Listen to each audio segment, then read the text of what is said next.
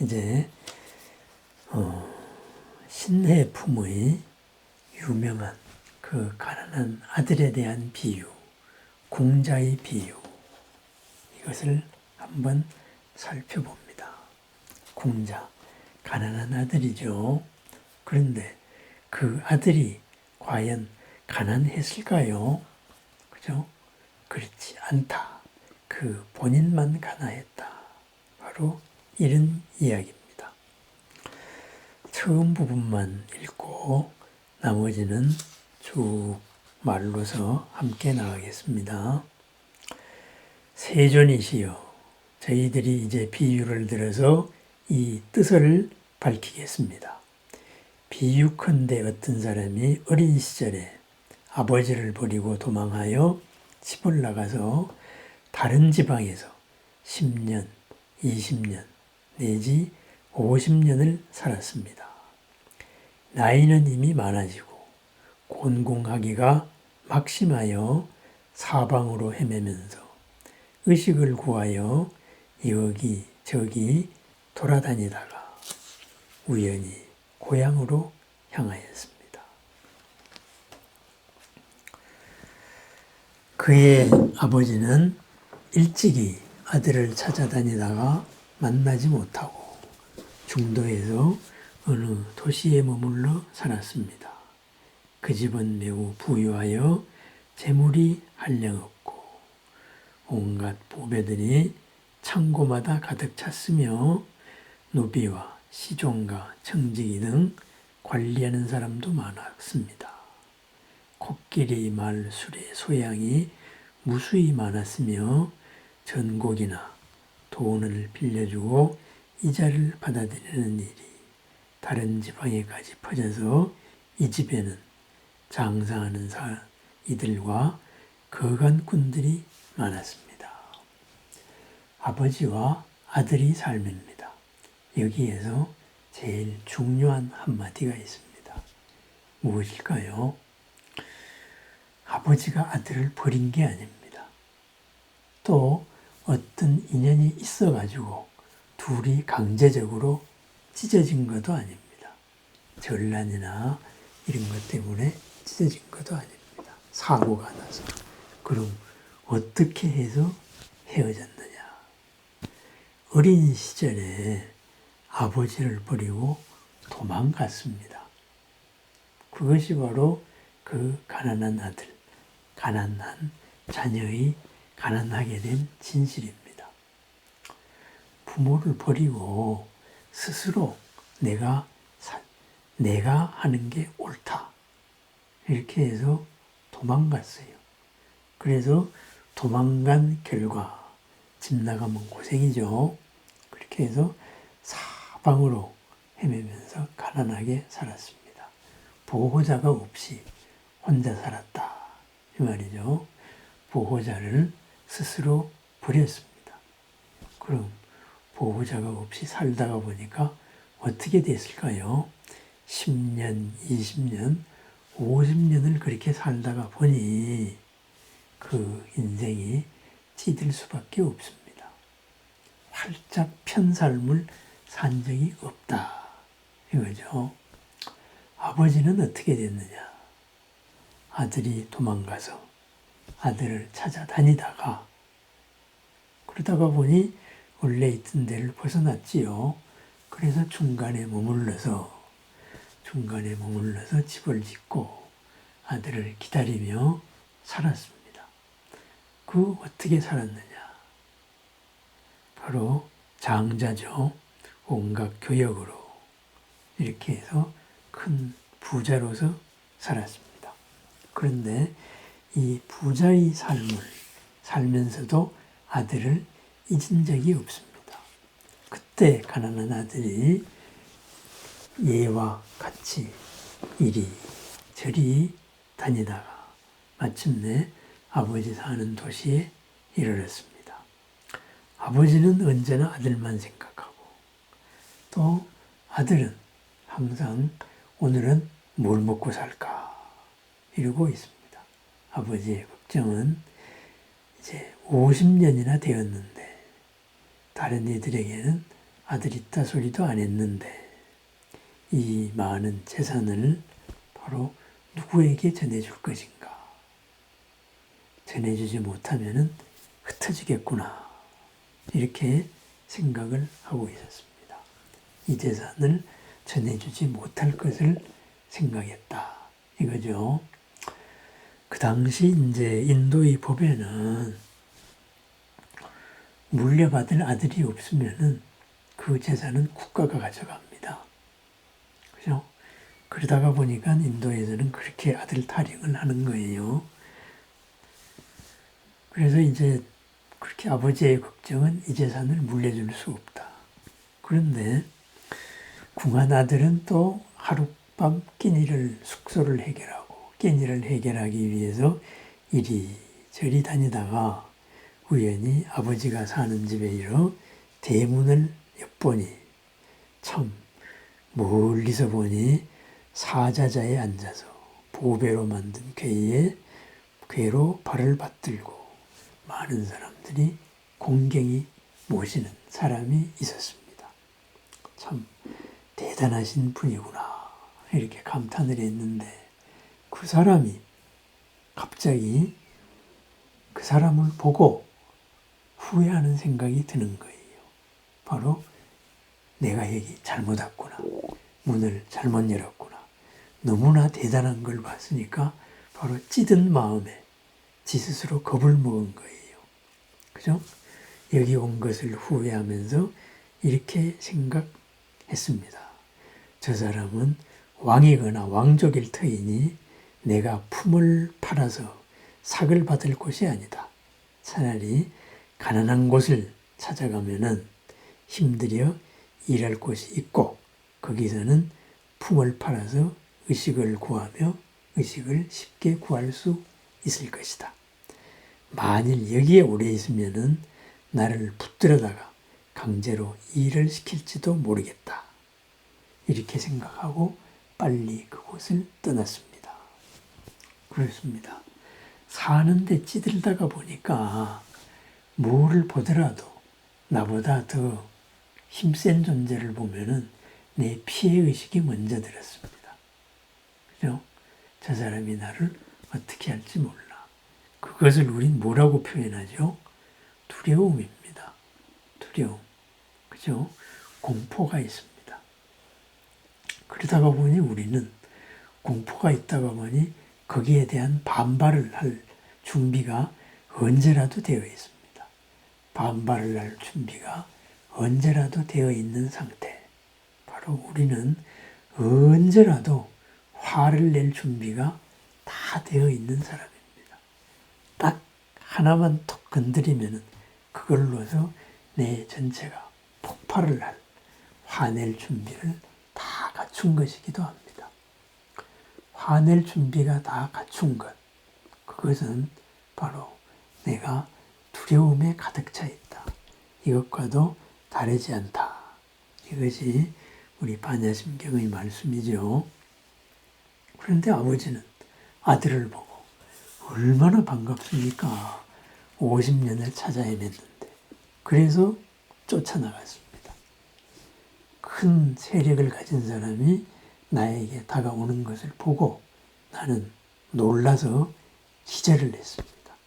아들은 기절을 내서 까무라쳐서 죄도 없이 붙들려가서 이제 반드시 나는 죽게 되리라 하고 그 자리에서 정신을 잃고 땅에서 쓰러졌습니다. 그게 어쩌면은 우리 사는 모습인지도 모릅니다. 적당한 데까지는 내가 화를 내고 바로 반발을 하지만 너무나 엄청난 일이 닥쳤을 때, 내 생각의 규모보다도 더 큰 일이 닥쳤을 때, 그때는 그냥 기절을 하고 쓰러져 버립니다. 그것이 나에게 오는 행운인지도 모르고, 그죠? 모릅니다. 내 생각에만 갇혀가지고 그냥 정신줄을 놓아버렸습니다. 그래서 아버지가 멀리서 이 광경을 보고 심부름꾼에게 말해서 억지로 데려오지 마라. 찬물을 뿌려서 깨어나게 하고 더 이상 그 사람에게 말을 하지 마라. 그래 내보내줬습니다. 내보내주고 이제 심부름꾼을 시켜서 그 아들이라는 말도 하지 않고 그 사람한테 보냈지요. 그래서 저기 가면은 내가 좋은 일자리를 해줄게. 이 가난한 이 동네보다는 품삯이 더 낫다. 그래서 데려와서 이 일을 시켰습니다. 그래야 해서 장자의 집에 와서 상을 받고 그리고 걸음부터 치웠죠. 가장 밑바닥 일부터 시작했습니다. 아버지는 아들이 하는 것을 한량없이 보고만 있었죠. 그 다음에 그 허름한 옷을 이제 조금씩 바꿔줬습니다. 그러다가 보니 걸음치는 일에서 집안에 이제 살림하는 일까지 하나하나 구경을 하게 됐습니다. 걸음을 치우다가 이제 출입을 자제, 마음대로 할 수 있게 했습니다. 그 다음에는 출입을 하게 하고 조금씩 직분을 올려서 이제 재산을 관리하게 했죠. 이런 보물을 관리하게 했습니다. 보물을 관리하게 한 다음에 마침내 이제 어느 날 이제 그 찌든 마음이 다 사라졌을 때 훌륭한 관리자가 되었을 때 비로소 아버지가 그 아들을 임을 선언을 했습니다. 그대가 50년 전에 나를 떠난 내 아들이다. 그랬습니다. 아들도 비로소 알았습니다. 찌든 마음이 사라졌기 때문에 그것을 알 수가 있게 되었습니다. 모든 사람들도 그렇게 알게 되었다. 이것이 바로 가난한 아들에 대한 비유입니다.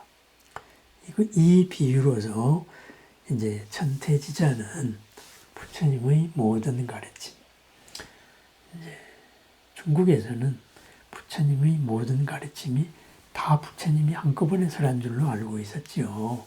그죠? 역사적으로 이루어졌다. 이렇게는 몰랐으니까 이 가르침을 이렇게 이제 정리를 이 아들에다가 비유했습니다. 그것이 오시교판 이렇게 말하죠.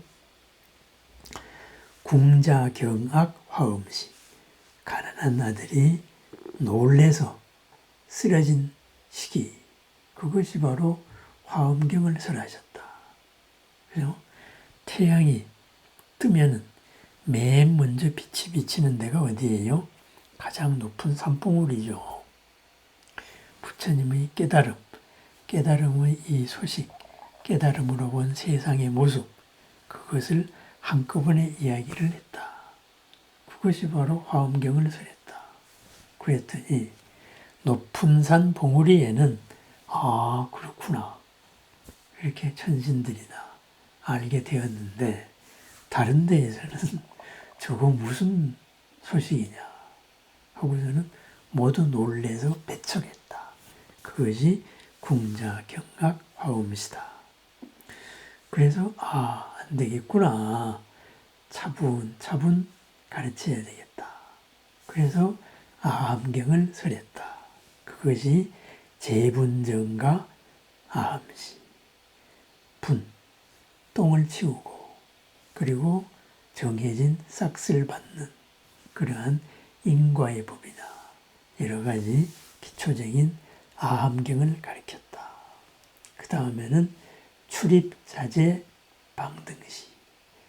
그 큰 집을 자주 자제롭게 출입했다. 그것이 방등경전이다. 방등경전이다 하면은 대승경전을 거의 다 포함하고 있는 겁니다. 그것은 곳곳마다 뚜렷하게 모나게 잘 맞다. 평등한 법이다. 평등한 법을 모든 곳에 제대로 적용했다. 해서 대승경전을 총칭합니다. 그 다음 거기서 한 단계 더 나아가서, 그죠? 영지보물 반야시. 드디어 보물인 줄 알게 하는 반야경, 공의 가르침을 설했다. 그죠? 공의 가르침이 바로 이 세상의 근본 이치, 우리들의 근본 정견이다. 이 말이죠. 그런 다음에 마침내 이제 나의 아들이다. 그죠? 전부 가업을 전부 다 맡겼다. 그것이 바로 법화경이다. 이렇게 이제 천태는 정리를 했습니다. 법화경이 왜 전부 가업일까요? 부처님의 모든 가르침을 부처님이 되기 위해서 쓰는 과정, 그것이 법화경이기 때문에 그렇습니다. 모든 가르침은 부처로 나아가는 하나의 원리다. 그것을 이제부터 그 원리를 현실에 적용해서 응용 문제를 풀어나가자. 진흙밭에서 아름다운 연꽃을 피워나가자. 이것이 법화경 28품이기 때문에 그렇습니다. 그래서 신해품부터가 모두 다 응용 문제를 풀어나가는 겁니다. 여기에서 제일 중요한 거, 부처님이 우리를 보냈습니까? 우리가 떠난 거예요. 무슨 난리가 나가지고 필연적으로 헤어진 이산가족이 아닙니다. 우리는. 그러면 무엇이 나를 떠나게 했을까? 바로 지금 이 순간에도 나를 부처님으로부터 떠나게 만드는 것, 바로 나의 업입니다. 전체가 아닌 한 부분이 전체를 이끌려고 하는 것, 그것이 업입니다. 그죠? 그 업이 때로는 전체를 평안하게도 하고, 때로는 전체를 구렁텅이에 모두 다 괴롭게도 만든다. 이거죠. 그래서 그것을 알아차리는 것. 그것이 바로 영지보물 반야시. 출입자재 영지보물. 이렇게 돼서 내 스스로를 알아차립니다. 내가 가난한데, 그래, 가난해가지고 이리저리 시들리다가 보니까 찌들었는데, 이렇게 찌들게 살 필요가 없다. 나는 본래 찌든 존재가 아니다. 이것에 대한 자각이죠. 그죠? 그러면은 궁자 비유가 우리한테 말해주는 것은 뭐냐? 내가 나를 얽매고 있다. 내가 나를 이상하게 찌들게 규정하고 있다. 그러한 규정에서 벗어나라. 당신은 지금 가난한데 가난한 사람이 아니다. 근데 왜 가난하게 생각을 하느냐? 생각부터 가난하지 않게 생각을 하고 살자. 이것이 바로 궁자의 비유입니다. 내 마음에서 이루어져야 바깥에서도 이루어질 예언을 만나게 됩니다. 내 마음에서 나는 가난하다 이렇게 생각을 했을 때 밖에서 부자의 인연이 찾아오지 않습니다. 그죠? 내가 부자다 이렇게 생각을 하고 있어야 바로 부자가 될 그런 예언이 찾아온다. 이것이죠. 그죠? 그렇습니다. 내가 가난한 게 아니고 내가 부자를 버린 거예요. 내 마음에 있는 부를 버린 것이다. 이것이 바로 궁자의 비유가 말하고 있습니다. 그런데 바로 부처님이나 이런 모든 사랑의 님, 자비의 님은 항상 우리를 향하고 있다 이거죠.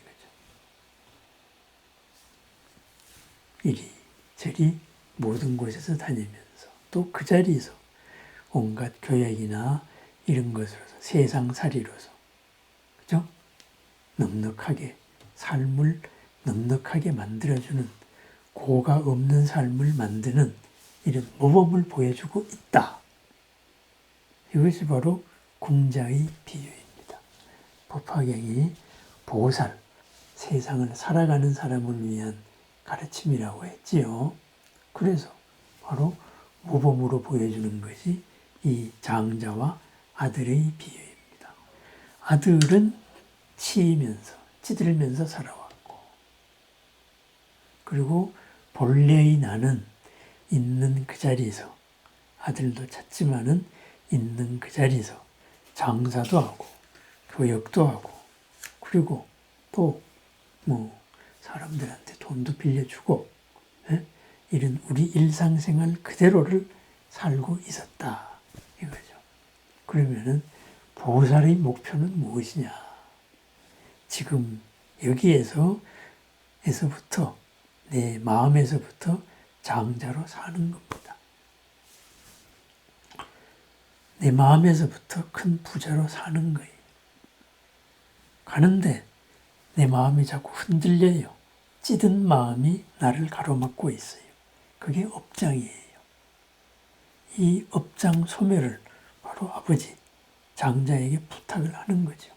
그럼 장자의 도움으로 찌든 마음이 똥 치우다가 청지기 하다가 점점 신분이 상승하면서 관리의 영역이 늘어나면서 커지는 거예요. 그죠? 그렇습니다. 본래의 나를 회복하기 위해서 다시 부처님과 보살님, 보호자의 이런 테두리 안으로 들어가야 된다. 그 안에서 나의 모습을 회복해야 된다. 이것이 바로 장자의 비유입니다. 그래서 법화경에서는 믿음이 제일 중심입니다. 방향의식, 일불승, 그리고 나는 수기를 받아서 이미 부처가 될 사람이고, 그리고 부처님은 끊임없이 장자와 같이 이렇게 나를 향하고 있고, 그리고 나를 향하고 있는 그 모습은 어디 동떨어진 구름 속의 하늘의 진리를 말하고 있는 게 아니고 이 땅을 사는 지혜를 알려주고 있다.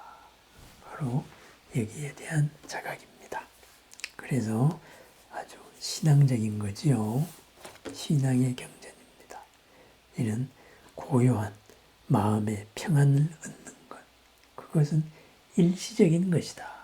이렇게 이야기하고 있습니다.